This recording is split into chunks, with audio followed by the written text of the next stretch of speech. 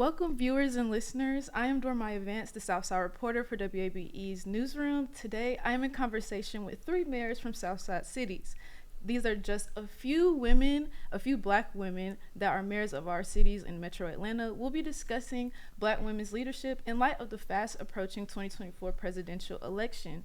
I'm here with Mayor DorMiya Sauter, Mayor Bianca Motley Broom, Mayor Adina Holiday Ingram. Thank y'all so much for joining me. How are y'all doing today? Great. Thank you for having us. Dr. DorMiya Sauter is the first Black mayor of Jonesboro. She has over 2 decades of experience in the field of education. Mayor Sauter recently represented her city at the National Press Club, providing insight into how the investments from the Inflation Reduction Act affect her residents. Thank you so much for joining us. Mayor Bianca Motley Broom is the first Black person and woman to serve as the mayor of College Park. Mayor Motley Broom has experience in law and mediation, serving as an attorney and litigator for over 15 years. Mayor Motley Broom was recently elected the Vice President of the Georgia Municipal Association. Welcome, welcome, welcome. Mayor Adina Holiday Ingram is the 34th mayor of East Point. Mayor Holiday Ingram has a background in education and law with several years under her belt as an attorney. Thank y'all so much for joining me today. If we just jump right into it, this is a conversation about, Black women leadership in light of the election coming up. So I am curious about the unique challenges Black women or women of color in leadership positions face at both like the local and national levels. So I'm curious to hear what y'all have to say. We all defer to Who wants to jump in Whoever first? wants to jump in. So as a Black person in America and a woman, those tend to be double hurdles that we have to overcome. And I think it's knowing that with those challenges, there's a lot of strength and opportunity, right? So you have to be confident, you have to be overly prepared, you have to make sure that you know exactly what the issues are, but also that you're inclusive and you're hearing from the community so that you're bringing a different level of leadership. So as women, we're naturally nurturing, and we want to make sure that we are meeting needs. And so I think we bring that to the job, but definitely have to be 10 steps ahead at all times. Yeah. I think to that overly prepared point that Mayor Holiday Ingram was talking about, just amongst the 3 of us, you've got 2 lawyers, a doctorate here. I think as a whole, if you look at our peers, if you look at the mayor of Forest Park, Mayor Butler, if you look at the mayor of Riverdale, Mayor Wynn Dixon, Mayor Robinson in Douglasville, the list goes on and on. We are prepared. We are overly prepared for what we do. Yet we still face those questions about, does she know what she's doing? Does she have the skill set to do this work? And that can be disappointing because I don't think those questions have been asked of those who have sat in the seats before us. But I think we prove it every day. We have to. We have to prove it in the way that we interact with our communities, the way that we represent our communities externally, the way that we try to make our city governments responsive to the needs of our residents. But I definitely think that there is that component of having to be overly prepared because people will question day in and day out. 100%, yeah, I understand that. Did you want to add anything? I think adding to what they're saying, we get in our roles and we're like trailblazers. We're the first in some cases. We follow behind others. But I think to have a women at leadership at the highest office is inspiring and empowering, but it also helps bring the light that Black women, women of color face when we're in any type of position, because now we're going to have someone at the top that's going to be scrutinized, that the finish line is going to be pushed even further, the hurdle is going to be so we deal with it every day, and sometimes other people aren't privy to the struggles. So now the struggle is now moved to a national stage, and so I hate that as Black women we have to do that, but I am glad that it's on a national stage so we can point out that the standards are different from us, and then hopefully it can be part of a national and even global conversation to address that problem. I am curious when I hear you say that, like, how do y'all sort of cope with that? Because, like, we're talking about it, like, on a bigger stage, but, like, even though we see that here, how do y'all sort of, like, navigate that and cope with that and, like, deal with that just in your own time? Because that's still, like, taxing in a way. Well, the good thing about us being on the I think I've reached out to each of you all in some capacity. So we support one another. So I'm probably the newest in my role compared to the colleagues that are here. And so we rely on each other. Even if it's just for like, hey, talk me off the ledge, boost me up. Or sometimes it's, hey, help me with this policy or procedure. What does this mean? So being able to be vulnerable with some colleagues that I trust that want me to do well, that's really what I rely on. Mm-hmm, mm-hmm. I, in addition to that, rely on faith, right? So in this world of politics, people are very fickle. They don't change every day. They change every second. Right? What somebody wants 1 second might be different the next second. And there's a constant moving parts of that, along with the decisions that we have to make and getting all of the information to be able to make those. And so, I rely on my faith. I say I follow God's plan, not man's plan. And so getting the information, praying about it, thinking through it, and then making sure that as we do things, we're doing things with people and not to them. Right. And so once you start leading in that way, showing up, there's power in showing up. There's power in just being present for your community at any given time. When you start doing that, you also build trust. Mm-hmm. And people start trusting you more. You build credibility. And so the other parts of the decision making are not as hard, right? Because you do have this level of trust and a base of support that in addition to your colleagues, your residents, regional partners, people that you build relationships also support you, and it helps you navigate. And again, leaning in.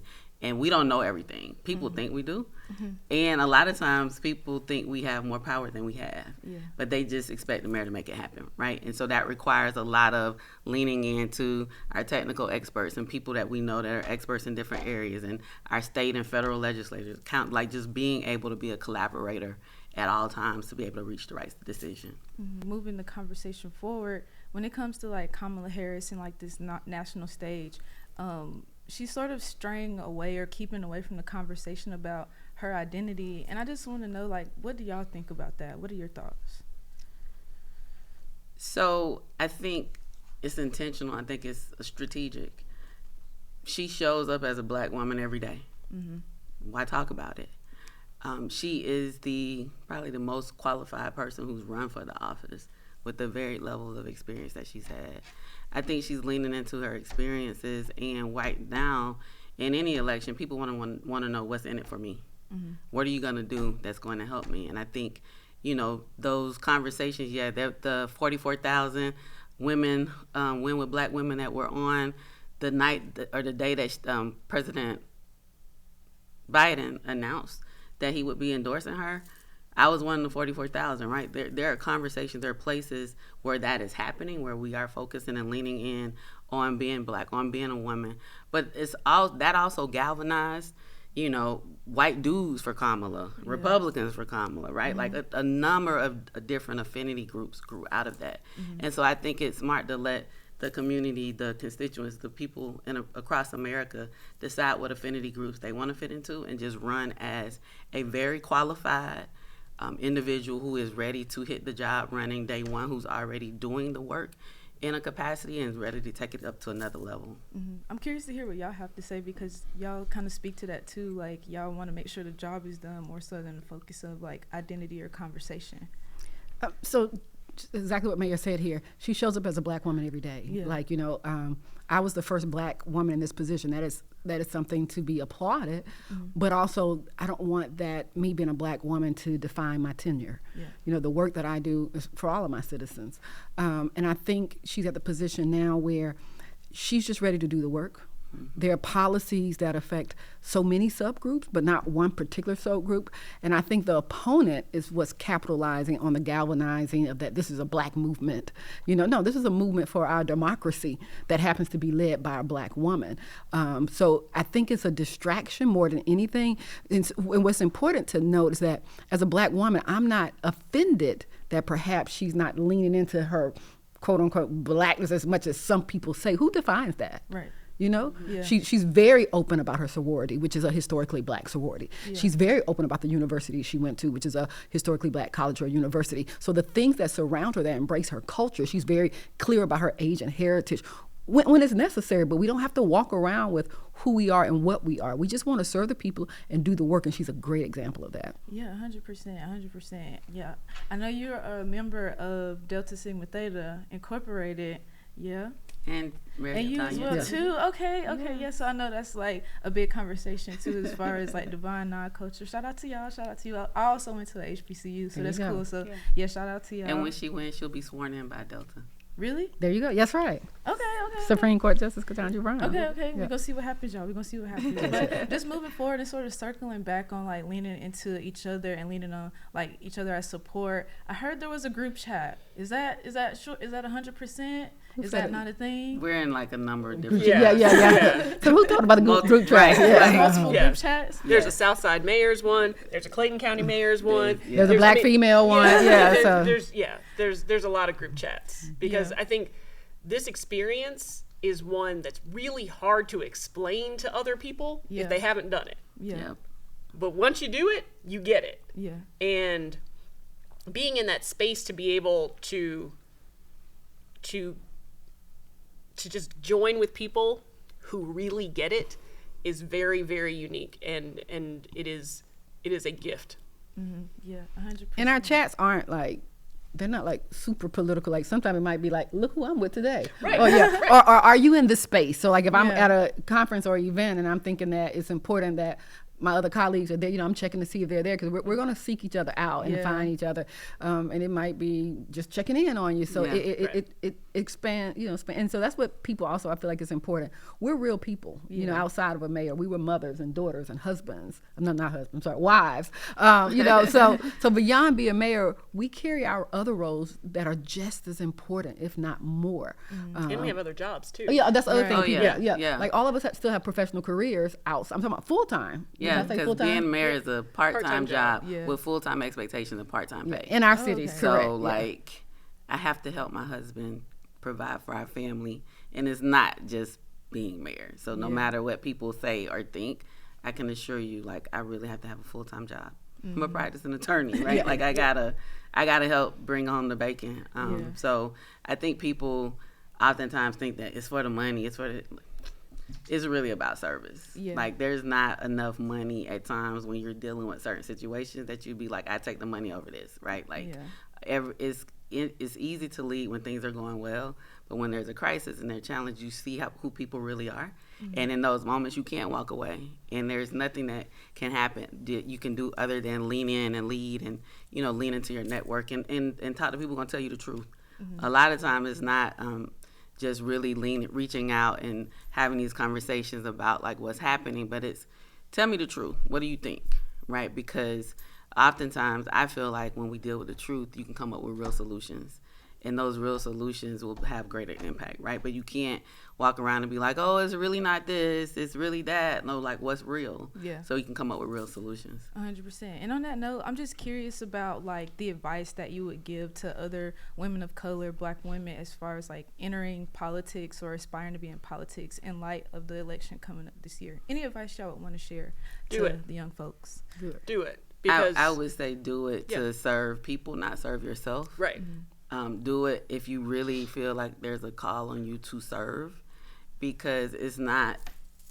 We take a lot of pictures with a lot of different places, and there's that part, but that's not what we do. That's maybe 5 or 10%. 90% is really the work and showing up and serving, and digging into really deep issues. We have our own power company. We sell water, right? Those are scarce natural resources. Public safety, fire police, this is a real business. Mm-hmm. And you don't have to know it coming in, but you do have to be willing to learn and willing to serve people. Because if you're guided by that, you'll often get to the right decision, right? There's a lot of politics at play, but you got to be able to filter through that and remember who we got elected to serve, and really making sure that the people are first, that we're people focused. Mm-hmm. I always say that everyone's here to serve. And some are here to serve others, and some are here to serve themselves. Mm-hmm. And if you are in it to serve others, I think there are so many opportunities to make your communities better. Yeah. So dive in, because we don't have enough people, especially on the local level, who are willing to be in the trenches. Because sometimes it is being in the trenches. Right. It is, and it's also something that people don't necessarily consider, is that there's this sort of voluntary relinquishment of your anonymity. Correct. Mm-hmm. Mm-hmm. That that happens. Nice way to put it. Yeah, we're not Googleable. Yeah. But you know, it struck me for the first time really during COVID.